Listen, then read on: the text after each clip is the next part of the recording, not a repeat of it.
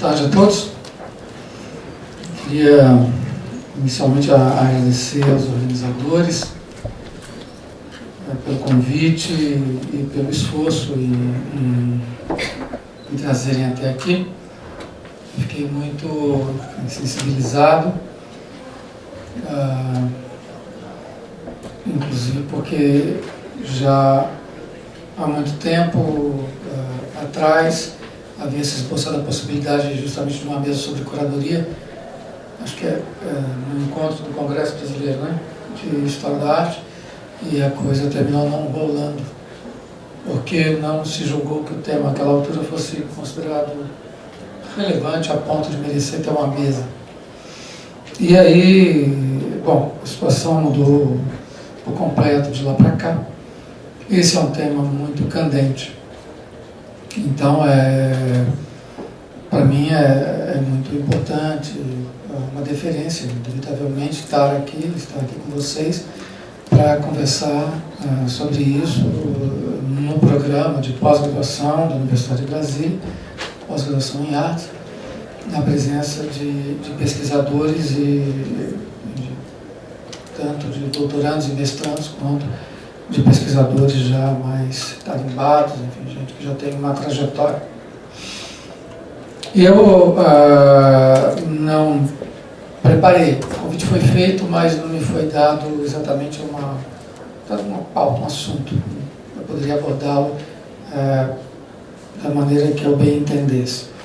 Por isso mesmo que eu pedi que a Elisa, minha amiga, começasse, porque eu sabia de antemão que a conversa seria mais, a entrada dela seria uma abordagem mais histórica, e com isso me liberaria para relatar um pouco da experiência. É uma experiência como curador, porque eu também tenho experiência como orientador de teses, como pesquisador, e agora essas práticas elas se misturam. Eu me defino como um pesquisador e como um professor que faz curadorias. Não sou um curador propriamente. Eu vim da universidade a vida inteira, trabalhei na universidade, trabalho na universidade, e esta é a minha maneira como eu me defino. Isso é o meu trabalho mesmo como professor. E acho que o trabalho que eu faço, os textos que eu escrevo e as curadorias que eu faço, elas têm essa dialética com o pensamento, o tempo todo está articulado, portanto, com fundamentações teóricas, com aquilo que se diz, o que deve fazer, qual é o interesse de se fazer, como que se deve fazer, o que é o mais urgente. Tá? Então, nesse sentido, eu poderia abordar alguns aspectos que eu acho muito oportunos de serem abordados. Então, eu vou fazer uma abordagem em dois níveis. Vou comentar para vocês a maneira de um estudo de caso. Tá? Estudo de caso com o qual eu tenho alguma proximidade. Claro que esse estudo de caso ele vai, no ponto de vista particular meu, é algo que eu tenho pensado, pretendo escrever sobre isso, é só uma primeira impressão. Né? E a segunda, que eu, de um modo geral, tentarei fazer meio alternadamente, mas ao final eu chegarei mais próximo do momento, assim, como é que eu vejo, como é que eu sinto, e não tanto do âmbito da produção da pesquisa, mas do âmbito da curadoria, da prática curatorial. Acho que o momento é particularmente importante que nós estamos vivendo no Brasil. Nós estamos vivendo um momento muito especial. Né? Esse momento especial porque entrou em cena, e que exige uma série de cuidados, um agente que não existia até bem pouco tempo, que é um mercado. O mercado de arte no Brasil era inexistente, ou era incipiente, não movimentava muita coisa. Hoje movimenta muita energia. Hoje existem colecionadores, e não apenas colecionadores internos, mas externos. E as pessoas vêm até aqui porque o Brasil, em termos roubados da economia, você poderia dizer que fez acumulação primitiva. Nós temos arte muito boa e barata. Nem toda ela é barata, como também nem toda ela é boa, mas tem muito mais arte boa do que se imaginava. E muito mais arte barata, porque grande parte dela não é conhecida. Então não estou me referindo a Tonda, não estou me referindo a Cildo Meirelles, enfim. Essas figuras, o Adriana Varejão, o Bia Milhazes, que já tem... Não, estou me referindo a gente como Paulo Brusque, que até outro dia não era conhecido e agora começa a ser conhecido. E eu quero falar disso só para mostrar o que está em jogo quando você faz uma curadoria, quando você trabalha pensando a obra de determinado artista, organizando uma coletiva no interior de uma instituição. O que é que isso pode movimentar? E isso é muito importante para quem está fazendo pesquisa. Eu digo isso sem perder de vista que o aspecto crucial, nodal, fundamental, aquilo que jamais pode ser desconsiderado, negligenciado, menoscabado é a produção artística propriamente dita. Porque tem havido muito distanciamento da produção artística. Tá?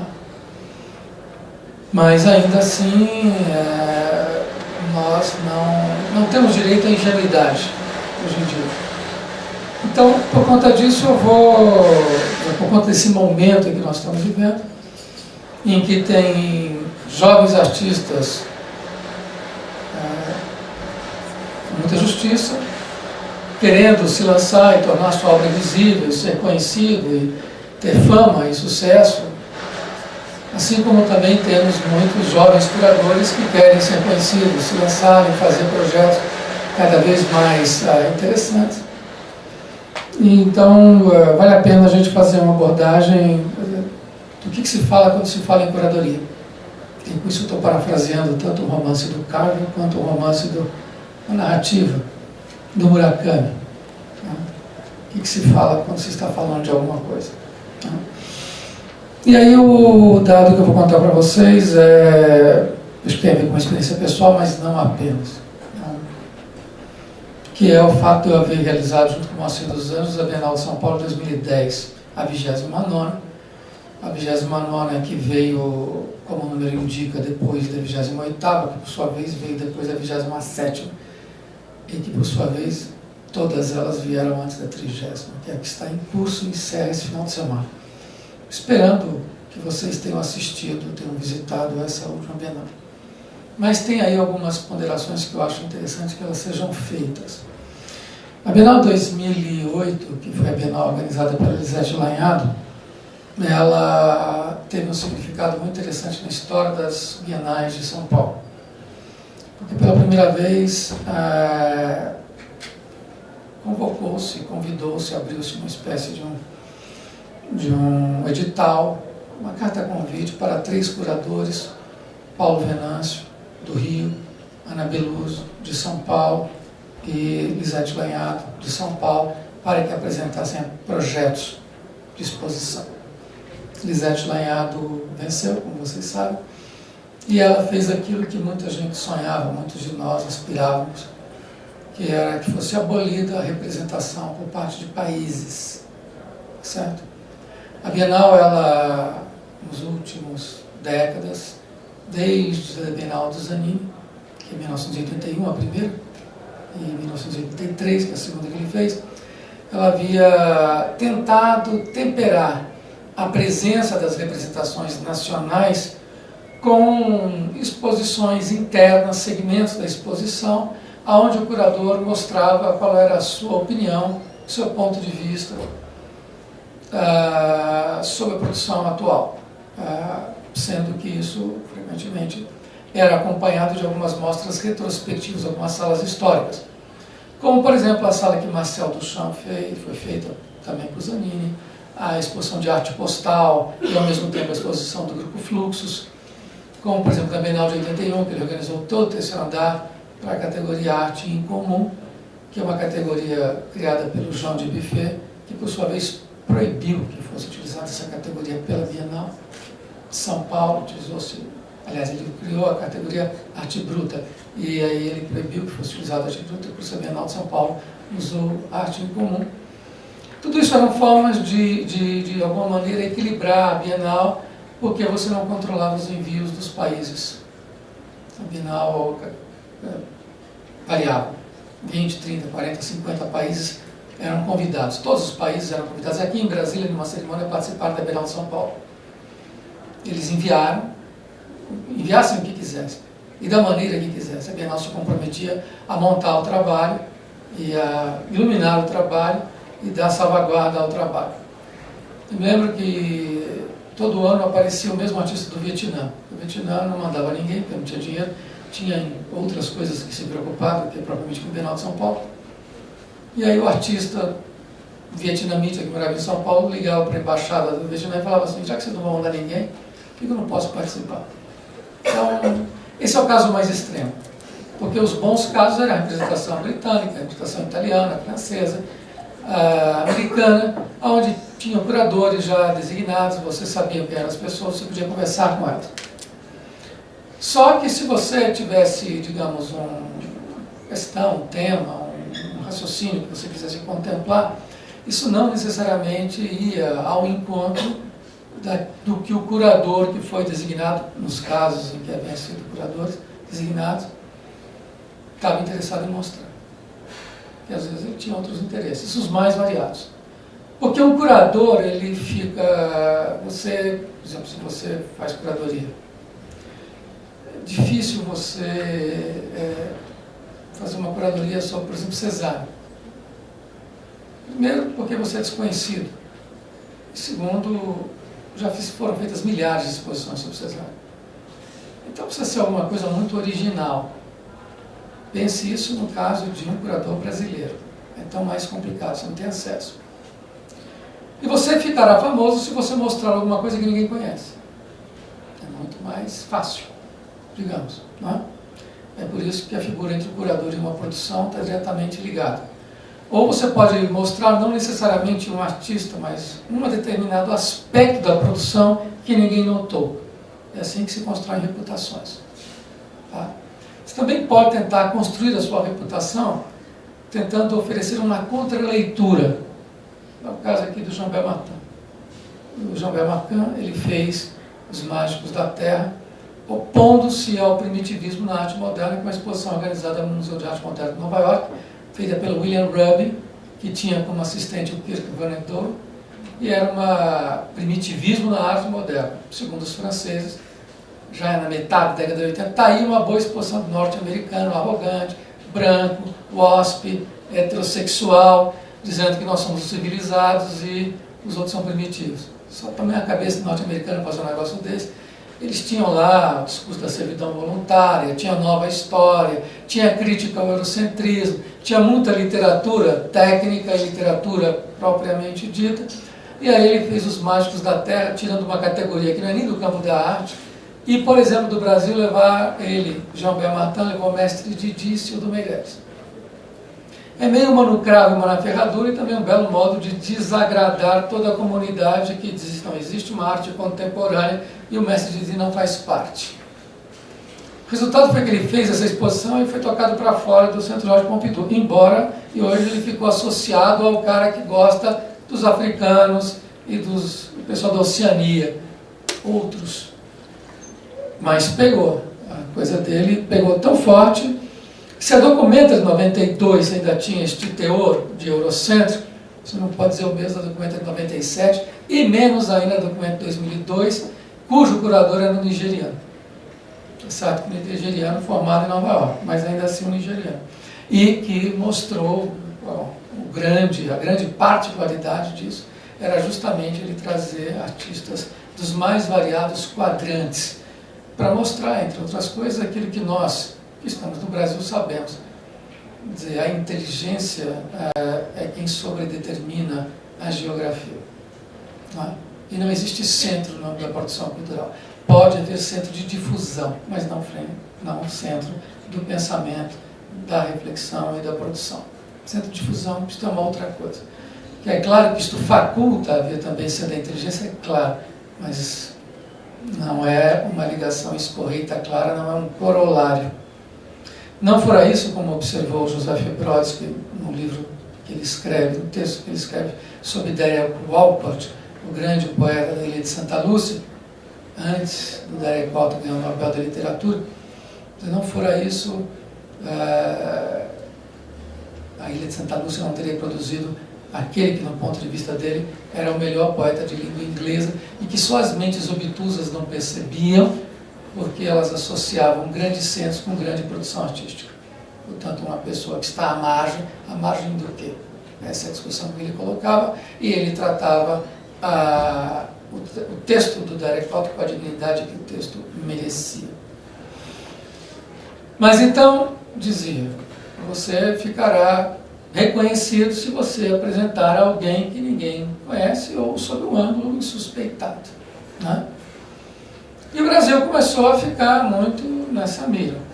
Mas eu estava dizendo que eu e o Nelson Aguilar, na Bienal 96, tentamos convencer a curadora alemã, cujo nome é Karen Stempel, a trazer a Rebecca Horn como artista representante da Alemanha.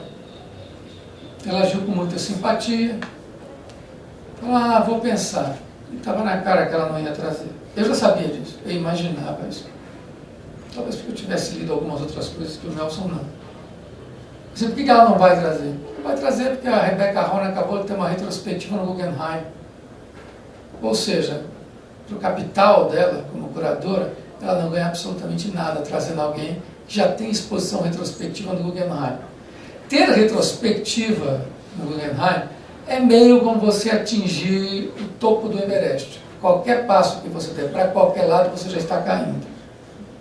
Ou, no mínimo, você já se mantém naquele patamar, não há nenhum outro ponto que você possa atingir. Ó, o Panteão, como o MoMA é um panteão, como o Documento é um panteão. São panteões vagamente variáveis, enfim, mas tem as suas variações. Mas você entende? Aí ela trouxe um artista desconhecido, claro. Porque ela está vendo a produção e quer ser associada a uma produção.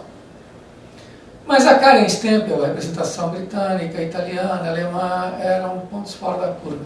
No geral, vinham coisas do arco da velha.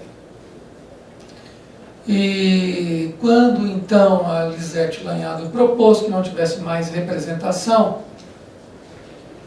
ela criou um problema para a instituição. Porque os países enviavam, vale dizer, os países pagavam os envios. De onde se conclui que a Bienal de São Paulo não era propriamente a Bienal de São Paulo.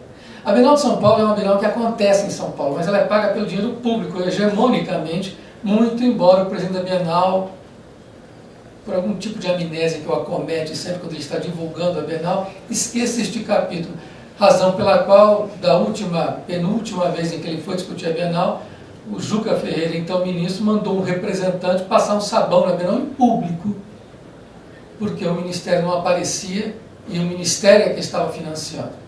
A Bienal de São Paulo ela acontece em São Paulo, mas ela não é feita com dinheiro paulista. Ela é feita com dinheiro do país e até 2006 era feita em grande parte, eu diria, 1/3 com o dinheiro vindo dos outros países que faziam os envios. Não era um dinheiro pequeno. Na hora em que a Bienal passou, como gente grande, como Documento de Castro, a bancar a própria exposição, bom, criou um problema, tanto que ela vai tirar o dinheiro que vem por parte dos países. Houve uma corrida às agências, Instituto Goethe, enfim, Japan Foundation, British Council, indo atrás de alguns recursos, e os caras, mas vocês não queriam mais, porque a gente vai ajudar. Agora, também essas instituições lá não querem desaparecer, então também elas estavam lutando pelos envios, muito embora não tivesse mais representação. Ou casos muito interessantes, quando, por exemplo, eu e o Moacir sentamos com a instituição belga que cuida dos envios, das representações de artistas belgas pelo mundo. O comentário dela foi assim, quer dizer que então teremos artistas flamencos na Bienal de São Paulo? Eu achei que aquilo era um problema de má compreensão do inglês dela, mas calei-me o Moacir Idem, Moita, que estava conosco um agente belga, saiu conosco e explicou que você ser francês da Bélgica francesa, hoje na Bélgica, é estar no mato sem cachorro. Ou bem você é flamengo, ou você não existe. o que foi confirmado pelo David Claerbout, confortavelmente o Flamengo, e por mais um outro que igualmente disse: a minha sorte aqui é que eu estou com o Flamengo, porque se eu fosse francês eu estava perdido. Então você vê que os problemas são de duas mãos. O problema de você então perder um grande quantum de dinheiro num projeto institucional é que isto cria uma responsabilidade um tanto quanto maior para o presidente da instituição, porque ele tem que buscar esse dinheiro que você não vai receber de graça. E o problema é que a pessoa que cuidava desta Bienal, que era Manuel Pires da Costa, o presidente da Bienal, ele era um homem que tinha saído, a bem dizer, havia sido saído do mercado financeiro por incompetência, mais do que por mal gerência. Por mal gerência e incompetência, não por corrupção. O problema ali, porque alegaram corrupção para depois afastá-lo, mas era uma merreca. A ideia mesmo era colocá-lo para fora. Ele saiu do mercado financeiro e foi cuidar da Bienal de São Paulo. A única função legítima de um presidente de uma instituição é arrumar dinheiro. Se ele não tem essa, se ele não consegue isso, saia. Isso até a década de 90, no Brasil, não tinha problema. Eu lembro que a presidência do MAN até a Milo Vilela, isso era 95, era feita por pessoas que a diretoria inteira era da diretoria do MAN e não dava um centavo. E se você queria cobrar, eu lembro que algum diretor, uma época, propôs que cada diretor pagasse R$100 por mês, o equivalente a isso, e houve uma gritadeira geral. Eles queriam ter, o que eles chamavam assim, uma certa dignidade. É notável você ser membro do conselho de um museu, mas pagar por isso já é um pouco demais. Então, mudou. Essa situação mudou e nos anos 2000, isso mudou mesmo. E aí o Manuel Pires da Costa ficou uma figura um tanto quanto estranha, porque ele não conseguia dinheiro, muito ao contrário, ele endividou a instituição. E brigou com a Elisete Lanhado. Eu até entendo porque ele brigou com a Elisete Lanhado, porque ela o colocou numa espécie de marapuca, mas ele não havia percebido que ao contratar ele estava comprando um pacote onde ele teria que trabalhar por conta do pacote. O resultado, vocês sabem, foi a 28ª Bienal de São Paulo, que não tinha dinheiro. Houve uma briga generalizada, porque vários curadores foram convidados, todos declinaram, menos um, o Ivo Mesquita. Eu entendo por que ele aceitou. Porque é difícil você ver uma instituição como a Bienal de São Paulo numa situação como essa, e a sensação que você tem é agir como o Barja age no museu que vocês têm aqui em Brasília. Eu acho admirável uma pessoa como o Barja. Porque se não é uma pessoa como o Barja, eu já trabalhei com ele aqui, então eu posso dizer com tranquilidade, se não é uma pessoa com a tranquilidade que ele tem, com a desenvoltura, com a capacidade de fazer uma gambiarra institucional, esse museu fecha. Ele tira água de pedra, ele faz mel das situações mais adversas, consegue nadar contra a corrente, tudo o Barja é capaz de fazer. Então, você, Ivo, como eu, nós crescemos na Bienal de São Paulo. É uma instituição fundamental, não apenas para os paulistas, certo? Para o Brasil inteiro, eu diria mais, no mínimo para a América do Sul. Porque quando a Bienal de 91 ela foi péssima, eu recebi duras na qualidade de paulistano, pura e simplesmente porque eu não tinha nenhuma participação da Bienal. Essa Bienal ela é importante para todos nós, disseram argentinos, bolivianos, peruanos. Vocês façam o favor de cuidar bem dela, isso é um escândalo que está acontecendo aqui. Eu entendo perfeitamente. Quando a gente vê uma obra maltratada de um museu brasileiro, como Van Gogh, enfim, Cezanne, mal conservado ou roubado, acho que deveria devolver. Manda para quem sabe cuidar disso. Isso é patrimônio mundial. Isso não é porque está aqui no Brasil, sob nossa guarda, que isso deve estar marcado, está lá no DNA da obra, ou está na certidão de nascimento dela. Que quem se ocupe dela faça o bem, senão desencumba-se dessa tarefa. Porque não há nenhum motivo para ficar segurando isso, colocando a obra em risco. O problema desse voluntarismo do Ivo Mesquita é que ele tentou transformar uma solução estética para aquilo que a rigor era uma falta de orçamento. Ora, isso é possível. Eu tenho para mim, por exemplo, quando diz assim, o espaço é péssimo para fazer exposição. Isso é uma coisa que não existe. Espaço péssimo. É como você perguntou, qual a curadoria? Essa é a discussão. Qual é o espaço que eu tenho? Ah, é na praia? Vamos fazer uma exposição que seja possível na praia. A praia não é um espaço bom. Agora, a praia, ela imprime, ela impõe certos aspectos a serem observados. Certos limites. Todo espaço tem limites. E é bom que os tenha. Então, não existe isso de que tem espaço ruim. Aquele Centro Cultural Banco do Brasil em São Paulo, há quem diga, um horror. Depende. Se você quiser colocar o que lá não dá para colocar, fica de fato um horror. Então, é tudo uma equação. Você tem que lidar com isso. Aí o Ivo tentou fazer na Bienal do Vazio, que seria um grande debate. Só que no final ele fez um terceiro andar que tinha ali uma meia exposição. Aí complica, porque ele termina tirando força do próprio trabalho dele. E a rigor deixou a nu o real problema da instituição, que era o comando da instituição. E aí é quando o curador ele entra e se põe a resolver, claro, porque ele veste a camisa, ou não veste a camisa. Isso também é um outro problema. E para a Bienal é um problema maior ainda. Por isso que eu entendo o temor do Ivo. A Bienal é uma instituição que se vale de curadores terceirizados. Quer dizer, a terceirização dos serviços, ela é uma moda hoje, ela é algo muito disseminado na sociedade de serviços.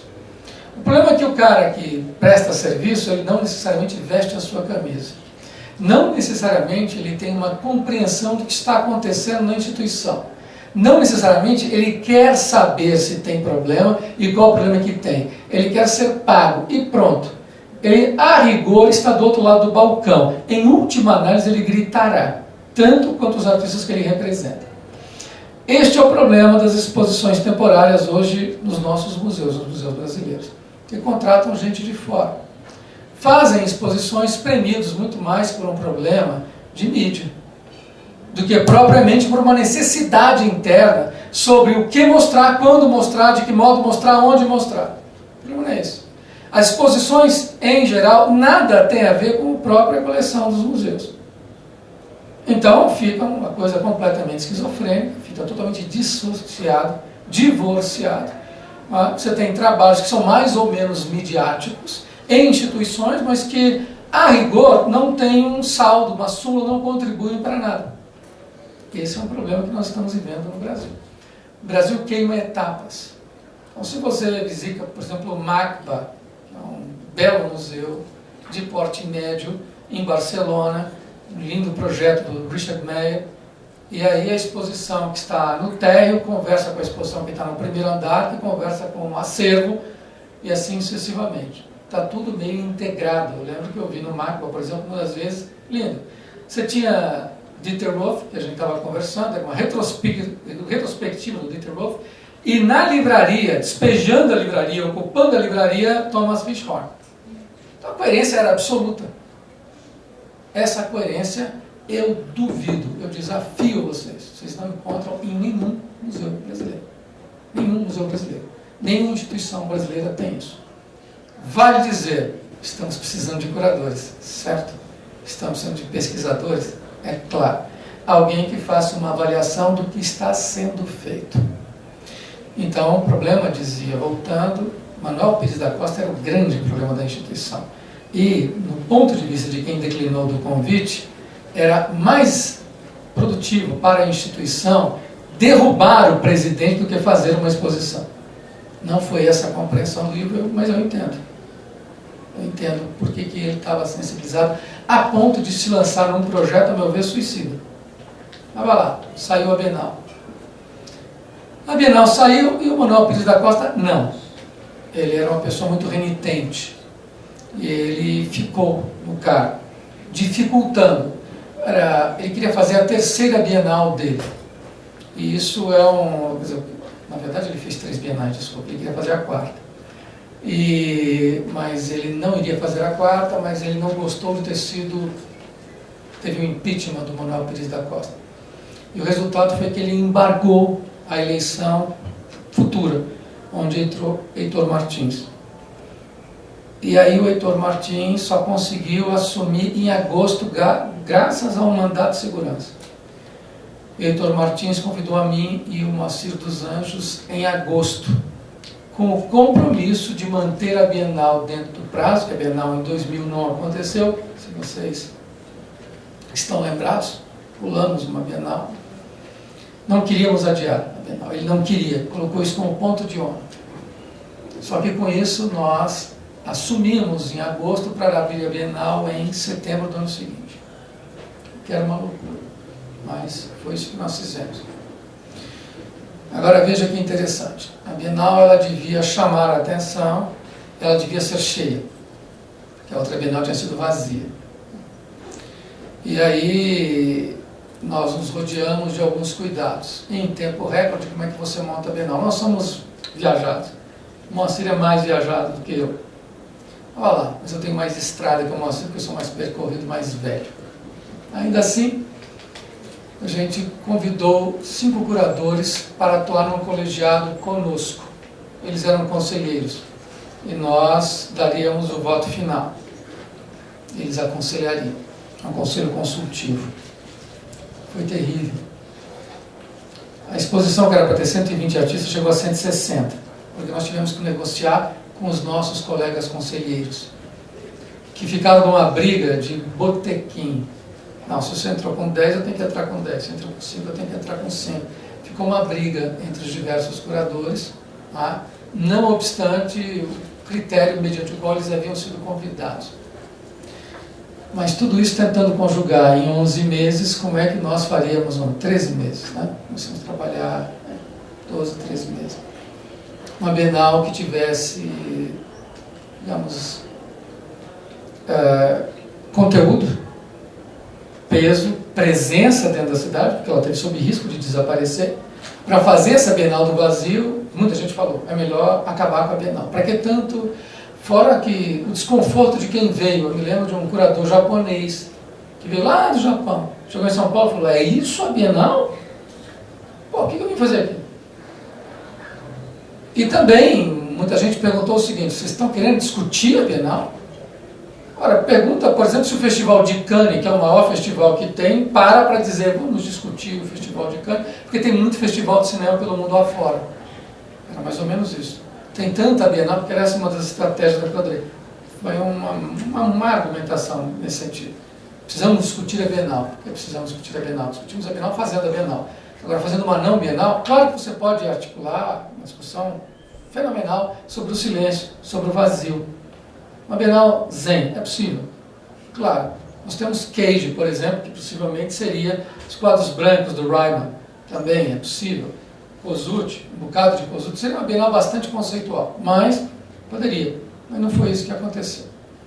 Nós entramos, fizemos uma Bienal, e sabedores de algumas ideias que nós colocamos em mente, e muito dentro de uma linha que a Lisete também já tinha apresentado. A Bienal do Brasil acontece no Brasil, portanto ela não pode ser uma Bienal com o mesmo tipo de cara que uma Bienal de Veneza. Ela nunca foi, a rigor. Nunca foi a rigor. Porque a Bienal de Veneza é uma Bienal chapa branca. É a grande instituição das bienais. É a Bienal de Veneza. E a Bienal de São Paulo sempre foi tida como uma Bienal alternativa. Os curadores alternativos, os artistas alternativos estavam aqui. Só que esse alternativo em 2010 é muito diferente de um alternativo em 1981. Porque agora os olhos do mundo estão sobre nós. Não todos os olhos, mas enfim, passamos a ter uma importância. Você vai lá na linha do tempo, da arte contemporânea, da arte moderna e contemporânea, está o nome do Cildo Meirelles, está o nome do Hélio de Sica, você encontra na Lígia Clark, ali na exposição do acervo do MoMA, alguma coisa mudou, não? Temos alguma visibilidade. Já não somos tão invisíveis como éramos.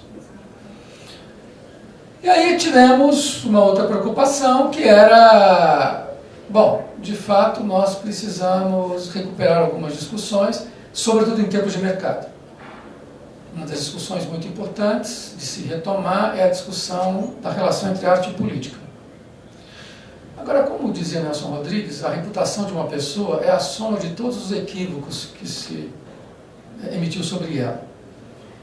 Se a gente soubesse que arte e política, nós contribuiríamos para a disseminação desse tópico do jeito que está hoje em dia, acho que a gente tinha pensado 2 vezes. De qualquer maneira, nossa ideia era justamente bater na tecla da arte como política, e não da arte na política ou a política na arte. A ideia de que um discurso ele é político no modo em como ele se reinventa. no modo como ele rompe com a sintaxe, no modo que ele agride a instituição, e não apenas porque ele comenta o mundo exterior. Aliás, frequentemente muito menos por conta disso, porque o que você tem em geral em quem comenta o mundo exterior é um exercício de uma banalidade, de uma obviedade que não nos interessava.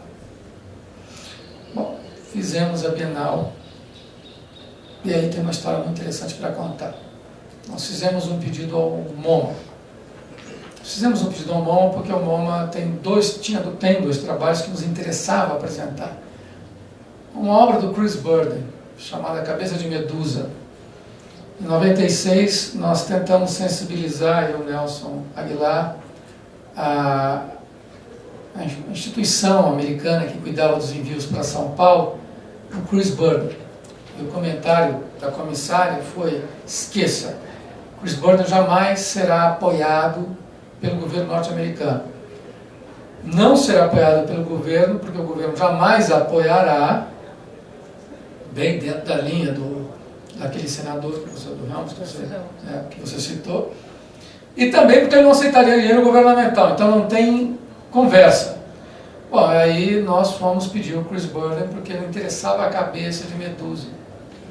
E interessava-nos também a série do Gerhard Richter, que ele faz sobre o grupo Baader-Meinhof, que foi assassinado nos porões da democracia alemã. E tivemos uma conversa muito ilustrativa, que é importante que vocês, na qualidade de pesquisadores, saibam. Nós não somos pesquisadores apenas, nós não pertencemos à academia apenas, nós somos brasileiros e pesquisadores de universidades brasileiras. Isso significa ser tratado frequentemente como cidadão ou pesquisador de segunda classe. Então, armem-se em relação a isso. Tomem ciência disto, porque isto é um problema. Você nem sempre encontrará solidariedade. Nós havíamos mandado uma carta explicando, de alto a baixo, qual era o conceito a partir do qual queríamos a cabeça da Medusa e a série do Gerhard Richter, Baader-Meinhof. Aí a curadora, que não havia lido a carta, que foi endereçada a ela, sentou-se conosco e perguntou: mas por que vocês querem essas obras? Elas são tão complicadas, delicadas, são tão importantes para nós. A coisa foi tão irritante e agressiva, porque evidentemente que se fosse curador do Georges Pompidou, não precisava ser do Georges Pompidou, de algum museu holandês, ele não seria tratado como dois idiotas que não sabem o que estão pedindo. E aí a gente foi jogar no ataque. Não ia adiantar nada, já sabíamos de antemão que uma recepção dessa não ia dar em nada, mas ainda assim a saída foi perguntar: queremos o Baader-Meinhof, que, como a senhora talvez saiba, houve um jornalista que é tema de um trabalho do Ciro Meirelles, Quem Matou Herzog, houve um jornalista que foi assassinado nos porões da ditadura brasileira. Pouco tempo depois, esses membros desse grupo, que não está claro se é um grupo terrorista alemão, foi assassinado dentro dos porões da democracia alemã. É importante para o público brasileiro e latino-americano saber que não há tanta distância assim entre a ditadura brasileira e a democracia alemã. Isso para ela já foi um bocado esquisito. E aí, quanto à cabeça de Medusa, eu fui acometido por uma iluminação. É um consolo de nada, mas foi um insight. Eu falei assim: me diga uma coisa, a senhora conhece o prédio da Bienal de São Paulo? Pois não. Ela não conhecia. Bingo. O problema dela não conhecer o prédio, aí eu falei: fazia falta conhecer. É uma pérola da arquitetura moderna, sabe? Melhor momento do Oscar Niemeyer, melhor mesmo do que Brasília, que você conhece. Está tudo lá. Porque é o seguinte: se qualquer curador estrangeiro pergunta para qualquer um de nós nessa sala se você conhece o prédio da biblioteca do Louis Kahn, ele já tem certeza que você não conhece de antemão, ele nem prevê que você conheça. Porque não é sua obrigação conhecer. Você não é rico, você não tem porque ficar viajando, você não é tão informado quanto ele. Porque se você estuda arquitetura em Princeton e resolve, como a Vanessa agora contou para mim outro dia, Ela tá, é aluna do Coan, aí estavam estudando construtivismo soviético. Eu falei, gente, não dá para ficar estudando isso só em livro. Vamos para a Rússia. Foram. E no meio do semestre, não é que precisou de um ano antes, pegar uma grana e coisa e tal. A classe inteira pegou um avião, paga pela universidade, e foi. É assim que funciona lá. Eu sabia que era assim que funcionava, por isso que perguntei para ela, a senhora, veja que a pergunta ela já era capciosa, porque não estava provavelmente perguntando, eu estava afirmando, a senhora conhece? Pois não. Porque a gente sabe que pois não, em português quer dizer sim, né? E ela não conhecia. Eu falei, devia. Porque lá no prédio tem um vão, e este vão, que é um protagonista do prédio, a sua peça faria grande efeito se ficasse ali. Não é interessante? Bom, não recebemos. Recebemos tábua, como a gente dizia nos bailinhos em São Paulo. Você tirava uma garota para dançar, ela não queria dançar com você, é tábua. E aí, voltamos para São Paulo e o presidente da Bienal virou para nós e falou assim, mas vocês foram muito precipitados, porque temos contato. Não ter pedido para nós. Ainda vou tentar interceder. Passou-se o tempo. Aí encontramos com o Heitor Martins, que estava furioso com o pessoal do MoMA. Ué, mas os contatos, eles não são tão bacanas? Não temos amigos lá? Pedi uma reunião com a presidência, fomos recebidos do lado de fora, nem nos convidou para sentar. Bacana, né? Falei, você vê? É claro que eu fiquei quieto na minha, porque fica chato. Você tem que agir como um Jedi nessas horas. Eu não disse que é uma canalha que não merece a menor consideração. Não falei isso, só pensei isso. Meses depois a coisa piorou consideravelmente. Isso que eu estou contando é anedótico, mas não é. Isso tem um fundo político pesado que está sendo discutido aqui. Tá? Aonde eu vou chegar? Aonde eu vou chegar? Isso tem a ver, por exemplo, com uma cidade como São Paulo, onde as duas principais instituições museológicas, o Museu de Arte Moderna, que depois virou Bienal também, antes dele o Museu de Arte de São Paulo, foram criados ambos por dois homens representantes de dois segmentos da sociedade altamente discriminados pela aristocracia cafeeira paulistana, que é um nordestino, Assis Chateaubriand, e um carcamano, Titilo Matarazzo. Tá? Esses dois criaram, com tapa de luva de pelica, as duas instituições para a aristocracia paulistana, que aristocrata do café nenhum teve tino, vontade, interesse em fazer. Esses caras fizeram por causa do capital simbólico, não tem a menor dúvida. Fizeram, mas fizeram. E estão lá, e são uma beleza. Quer dizer, o MAN virou MAC, como a gente sabe, está lá o acervo de Titilo Matarazzo. O que é mais interessante ainda, você vê, e veja como é que as situações... O MASP é lá do passado longínquo, porque até tem peça de arqueologia, até o moderno. E o MAN é do moderno em diante. Até nisso eles dividiram. Falei assim, não, você está dando isso, eu vou dar o futuro para São Paulo, que foi como o italiano reivindicou sua posição. Agora, o que dizer para vocês, o que dizer da seguinte constatação, que ambos eram apaixonados pela mesma mulher. E Yolanda Penteado, e que esta mesma mulher era pertencente à aristocracia cafeira. Vocês acham que essa história ela revela ou não revela a relação promíscua da arte com a sociedade, o contexto social e com os interesses mais comezinhos, mais domésticos e eventualmente mais espúrios, quando não simplesmente afetivos? Olha quão interessante. Mas dizia, depois dessa tábua da Bienal, depois desse maltrato dado ao presidente, o que aconteceu? Encontro com o Heitor numa situação que aí ele estava realmente furioso. A Bienal abria numa terça-feira. Na segunda-feira a Bienal ia oferecer um jantar ao Juca Ferreira, aberto a todos os convidados para a abertura da Bienal, e convidou a comitiva do Museu de Arte Moderna de Nova York. A comitiva estava vindo. Programou inclusive para estar na terça-feira, antes da abertura, visitando o pavilhão, e lhe havia sido franqueada a entrada. Muito bem. Aí o Heitor contou a seguinte história. Vocês não sabem o que aconteceu. eu convidei a instituição, convidei o Glenn Loury, que é o presidente do Museu de Arte Moderna de Nova York, para o nosso jantar. Aí rolou a seguinte conversa lá.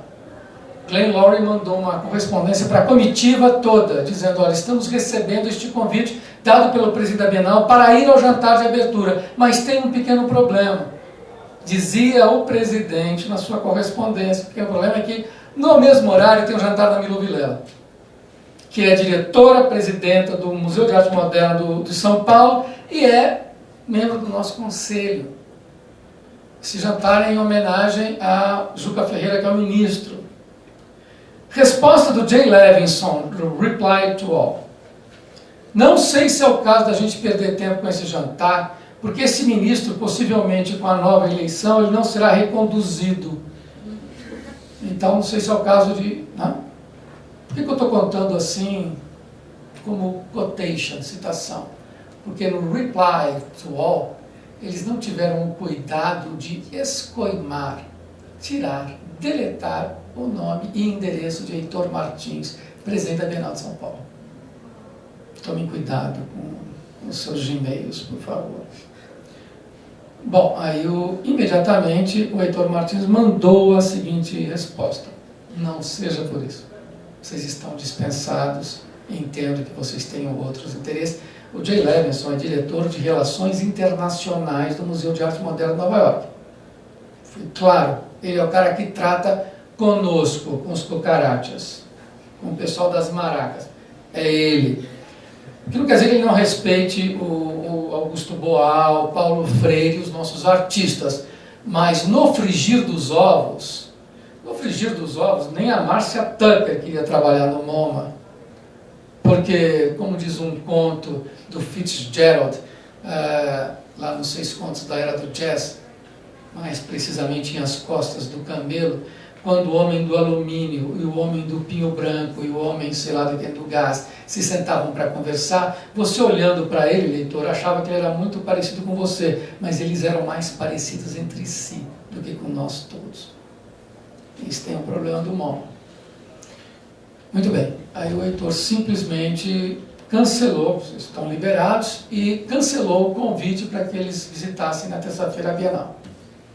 Qual não foi a nossa surpresa, minha e do Moacir, quando meses depois o curador convidado para ser o curador da Bienal de São Paulo é o curador de arte latino-americana do Museu de Arte Moderna de Nova York. É interessante? Isso não tem nada a ver com Luiz Pérez Orama, que é um talento, que é uma pessoa amabilíssima e que está fazendo o que tem que fazer porque é um excelente profissional. A questão é o que leva um presidente de uma instituição brasileira, depois de ter visto a sua instituição vilipendiada e humilhada, e ele próprio humilhado, se submeter a uma situação como essa, salvo o interesse dele mesmo em fazer parte desse grupo que não o quer. Aí conta o fato de ele trabalhar no mercado financeiro e ser uma figura importante do McKinsey, que é uma empresa de consultoria internacional. Isso não diminui o Heitor, eu quero deixar isso claro. É assim que as coisas são.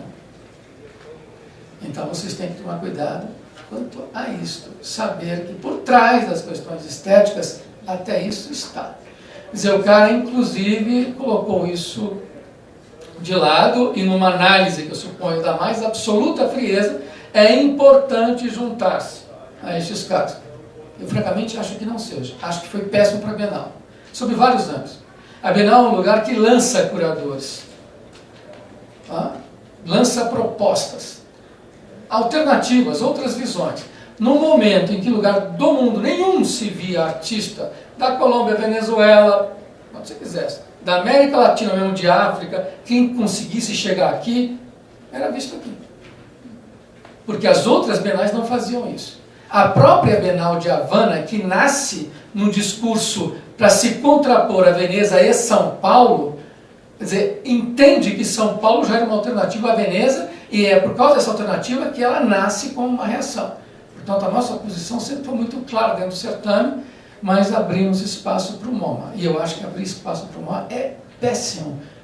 Veja, quando Robert Storr, que é um excelente intelectual, foi convidado para ser o primeiro curador não europeu da Bienal de Veneza, todo mundo acusou. É uma Bienal museológica. Isso tem um problema? É claro que isso tem um problema. A Bienal de São Paulo, a edição atual, eu acho muito boa sobre vários aspectos. Acho uma aposta bastante arriscada e bastante ousada. Em que sentido? Ele quis, na época do espetáculo, o curador, no meu ponto de vista, não conversei isso com ele, mas ele quis fazer uma exposição onde as pessoas demandassem tempo, o olho fosse desacelerado, mostrar o trabalho artístico como um trabalho que gasta-se muita energia, que vem do processo, e de processos lentos, que pode demandar anos, contra uma Bienal, que foi a Bienal que eu fiz, por exemplo, entenda? Que é uma Bienal que tem momentos intimistas alternados com momentos muito impactantes e carismáticos. Esta é uma opção. Claro que é uma leitura muito peculiar, porque qual é a função de uma Bienal de São Paulo num país como o Brasil, onde não tem público para arte contemporânea? Então você tem que ter este quesito espetáculo, até porque você tem que compreender que certas obras são espetaculares e são boas. Nem tudo que é espetacular é ruim, e nem tudo que é intimista é bom. Mas, de qualquer maneira, eu entendo o que ele quis fazer e acho meritório o que ele quis fazer por vários aspectos, e para um país sem repertório como o nosso, muito bom. Tá? Eu estou falando isso, então, com isso eu fecho a primeira parte, avisando de antemão que a segunda será bem mais curta. Tá? Mas uma conversa que se passa no nível da produção das grandes exposições. Estou falando aí da cultura que demanda milhões de reais na sua consecução. Tá. Agora, isto tem contaminado, porque isso vem trazendo junto de roldão o mercado, está tudo articulado. Quer dizer, de que modo? Agora passe em revista quem são os conselheiros da Bienal, quem são os conselheiros do Paço das Artes, os conselheiros da Pinacoteca, os conselheiros, falando dos museus paulistanos, transpõe esse raciocínio para o Brasil. São as mesmas pessoas. São colecionadores. E frequentemente, nem todos, mas alguns dos colecionadores usam ou pretendem usar as instituições para fazer valorar os artistas que eles estão apostando. Então, tudo isso está muito misturado, sendo que isso fere um problema. No Brasil temos isso. Nós temos diretores de museus que atuam associados a galerias. E temos também museus que foram ocupados por colecionadores. O caso do Museu de Arte Moderna do Rio de Janeiro é um caso extraordinário no mundo. Eu fui diretor. A coleção do Gilberto Chateaubriand é magnífica. Tem pontos maravilhosos. Por outro lado, não existe nenhum museu do mundo, salvo exceções, honrosíssimas exceções, e premidos por circunstâncias muito particulares, como o caso do Museu Berardo, que é o Centro Cultural de Belém, que Portugal está completamente à míngua, e aí a coleção do Berardo entrou no museu, e aí o museu está levando o nome dele momentaneamente, virou uma espécie de um incomodado, por falta de alternativa. Mas o Museu de Arte Moderna foi descalibradamente ocupado pela coleção do Gilberto Chateaubriand. Ele virou, quando você pensa em Museu de Arte Moderna do Rio de Janeiro, virou o Museu do Gilberto Chateaubriand. E o que é mais, assim, é sintomático. Vá lá hoje, qualquer dia, você vai ver do acervo do museu a coleção do Gilberto Chateaubriand. Como se o museu não tivesse coleção. O detalhe é o seguinte, o museu tem coleção e tem coleção internacional. E o Gilberto só coleciona artistas nacionais. A coleção é excelente. Então, estou chamando a atenção para vocês de algumas anomalias, de alguns problemas. Eu estava só dizendo que quando eu estava no Museu de Arte Moderna do Rio de Janeiro e levava visitantes para conhecer a nossa reserva técnica, eu tinha que omitir que mais da metade daquela reserva técnica estava ocupada por obras de uma coleção que não pertencia ao museu, estava lá por empréstimo. Bom, e aí, isto posto, o que está acontecendo? Para então fechar como eu dizia. Isso tem contaminado todo o meio, para o bem e para o mal. Positivamente, o meio está andando. mal ou bem, as exposições estão acontecendo. Ainda somos muito provincianos, ainda é muito difícil exposições internacionais. Nós estamos por fora disso, por isso que a Bienal ainda é necessária. Agora chegam-nos só exposições de grande monta, como agora a Cornwall, exposições monográficas. Eu não vou comentar Carlinhos Brau, porque isso não é o caso. Claro que isso não é o caso, né? E claro que isso é um problema nosso. Agora, isso é um problema também das instituições, como o Centro Cultural Banco do Brasil, Caixa, Oi e o Diabo, que usa dinheiro público, Itaú, tem uns que são mais meritórios do que outros, para fazer exposições que, na verdade, só catapultam mais ainda o nome da instituição. O que é que fica, efetivamente, de um trabalho base de produção. Agora, tem movimentado, bem ou mal, os artistas têm produzido. Eu tenho feito trabalhos, por exemplo, com o Itaú, que eu acho que perfeitamente justificável. Eu posso contar depois, se for o caso, não contaria agora, né, como a instituição ela é permeável, pode ser permeável, porque depende de quem comanda, as instituições são as pessoas, existe margem de manobra, não é isso. E o curador como sendo um negociador, o cara que está sentado numa determinada mesa. Agora, o fato é que precisamos tomar cuidado, e o fato é que o artista não pode perder de vista o seu próprio trabalho, e não o reconhecimento do trabalho. Isso é um problema muito sério, porque hoje os jovens saem preocupados em ter reconhecimento, isso é muito frequente, e não propriamente em ter o que dizer. Frequentemente eles estão molhando o dedo para ver a direção do vento e pensando o que eu devo fazer para ser visto por fulano e beltrano. Seja fulano e beltrano um curador, seja uma galeria, seja uma instituição. Isso é muito problema. A mesma coisa em relação aos curadores. Os curadores estão cada vez mais se eximindo de uma discussão geral, de um estado de coisas, de um compromisso social, e tem figurado mais e mais como personalidades públicas mais ou menos charmosas, mais ou menos antipáticas. Quando que o compromisso dele com a produção de conhecimento está ficando sublimado dentro desse processo, o que é um perigo. Precisamos cuidar. Este é o estágio que nós vivemos. Então, é muito curioso, nós temos bolsões de riqueza, mas é uma falsa riqueza. Em grandemente falsa riqueza. E os artistas mais e mais estão preocupados em apresentar os seus trabalhos de curadores idem em lugares resplandecentes, quando o interesse é, vamos ver do jeito que faz, em qualquer circunstância. Quer dizer, se temos exemplos disso.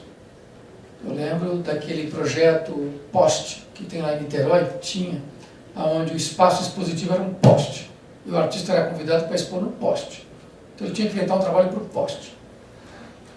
O Alpendre, em Fortaleza, o Torreão, no Rio Grande do Sul, em Porto Alegre, foram instituições criadas justamente com essa preocupação. Artistas mobilizando para produzir o seu próprio espaço, sem estar preocupado quem está olhando e fazendo. E é claro que os curadores nada mais são do que aquelas pessoas que estão próximas. É como que natural esse processo. Eu digo isso porque também, por outro lado, tem o problema das academias. Então nós estamos também correndo risco, e isso é o que eu tenho sentido em São Paulo, suponho que não seja muito diferente. Estamos contribuindo para a produção de pessoas que também não têm contato com a produção. Isso é um problema muito sério, porque elas têm contato exclusivamente com os livros e não fazem pesquisa. Então vem com as teorias, vem brandindo as teorias, tentando aplicá-las às obras. Isso é um equívoco superlativo. Não é assim que se produz pesquisa sobre arte, porque não é assim que se pesquisa em lugar algum. Quer dizer, nem em escola de engenharia se pesquisa assim, salvo quando se trata da verificação de uma determinada teoria aplicada. Mas quando o cara está produzindo conhecimento, é do objeto que nasce, a descrição é fundamental. Então eu tenho visto meio preocupado, bom, eu acho que aqui no caso é um outro dado. Criou-se um curso lá em São Paulo de graduação em curadoria. É preocupante isso. Eu acho muito interessante, mas acho também preocupante.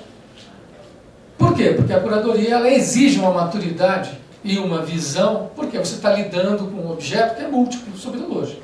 É multifacetado, polimórfico e cheio de referências. O cara pode ter referência à literatura, pode ter referência a televisão dos anos 60, ele pode ter referência às coisas mais variadas. É claro que você não saberá de tudo, mas é claro que você tem que estar aparelhado no âmbito da semiótica, justamente para pensar em trabalhos de intersemiolagem, intersemióticas, essas várias linguagens, trabalhar com estética comparada, e para isso tem que ter uma autoridade, tem que ter vivência, tem que ter lido, tem que ter visto, tem que ter passeado, tem que ter prestado atenção.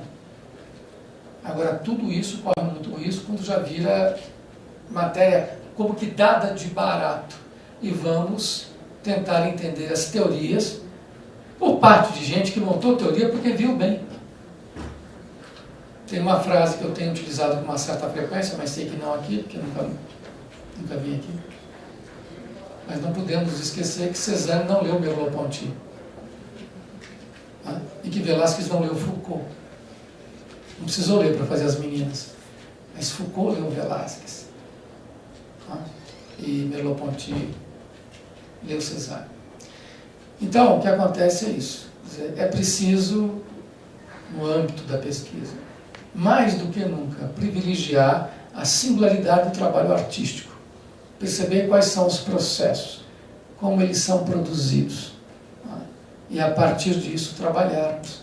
E não virmos com um referencial teórico muito espesso, mas que termina nos cegando para a singularidade.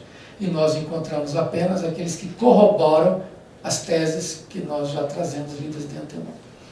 Isso pode ser, então, muito perigoso. Eu encerro momentaneamente aqui, eu acho que agora a gente vai ter espaço para uma conversa e a gente pode, então, eventualmente avançar em um outro aspecto que vocês tenham curiosidade. Muito obrigado.